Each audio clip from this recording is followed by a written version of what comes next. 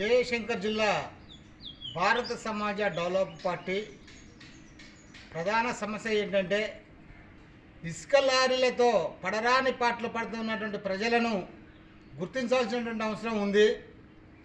Road రవాణా ఇసుక లారీలను night 9-10 గంటలకు రిలీజ్ చేయాలి, వదిలిపెట్టాలి, కానీ పొద్దంతా ప్రజలను ఇబ్బంది పెడతా ఉన్నారు.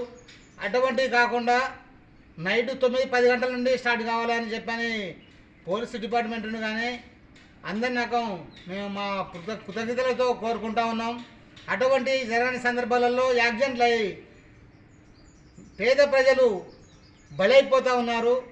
ఆ పరిస్థితులు లేకుండా కావాలంటే ఖచ్చితంగా ఇసుక లారీలను 9 నుండి 10 గంటల తర్వాతనే వదిలిపెట్టాలి.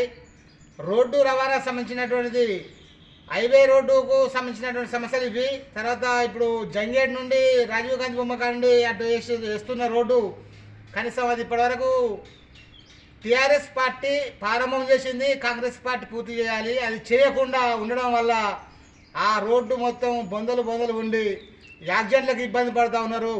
ఆ జనాలను ఇబ్బంది పడకుండా చేయవలసినటువంటి అవసరం ఈ స్థానిక లీడర్లకు ఉంది, స్థానిక ఎమ్మెల్యే గారికి ఉంది.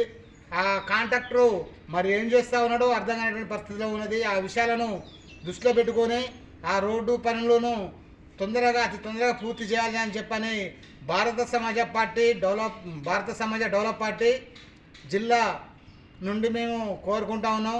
అటువంటి కాని పక్షంలో రేపు అదే జనాలతో రోడ్డుకే అంతరంగా చూసుకోకుండా చేసుకోవాలని చెప్పని ఈ సందర్భంగా మేము కోరుకుంటా ఉన్నాం. ఇటువంటి సమస్యలు కనుక అట్నే ఉంటే సీరియస్గా రోడ్ ఎక్కవలసినటువంటి అవసరం ఉంటుందని చెప్పని ఈ సందర్భంగా గుర్తు చేస్తా ఉన్నాం.